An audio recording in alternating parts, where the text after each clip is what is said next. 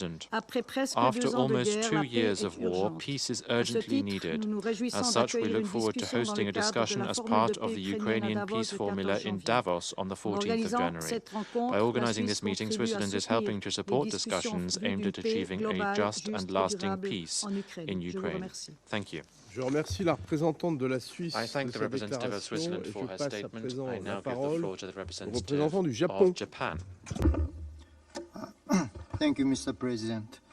I also thank Ms. DiCarlo and Ms. Wilson for their briefings and insights.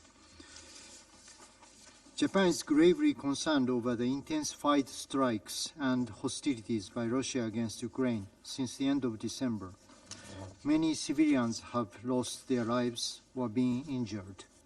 These attacks by Russia are leaving hundreds of thousands of people without electricity and water during the severe winter. According to the WHO, at least 10 healthcare facilities have been damaged since the end of December. Mr. President, winter is worsening the already dire humanitarian situation in Ukraine. It is truly deploring that Russia is weaponizing winter again. Russia's deliberate attacks on hospitals, schools, power plants, and other critical infrastructure threaten the lives and future of the Ukrainian people. Japan condemns Russia's attacks against civilian infrastructure and cities across Ukraine in the strongest terms. We are also deeply concerned with the safety of nuclear facilities in Ukraine under the current threat. There must be no impunity for war crimes and other atrocities. Justice must be done, and those who are responsible for the undeniable atrocities must be held accountable. Our thoughts are with the people of Ukraine who are enduring this heinous war of aggression. Japan has been and will continue to stand in solidarity with the people of Ukraine for as long as it takes. Ms. Kamikawa, Minister for Foreign Affairs of Japan, visited Ukraine last weekend and highlighted the importance of ensuring human dignity of the people of Ukraine. During her visit, Japan announced new contributions, handing over 5 mobile gas turbine generators and providing assistance in transporting 7 auto transformers. These contributions are expected to benefit an additional 5 million Ukrainian people. All innocent civilians, including women and children, must be protected. We will continue to provide our assistance. International humanitarian law provides protection for civilians. We should never forget there is an unalterable reason why all parties to the conflict must uphold international law.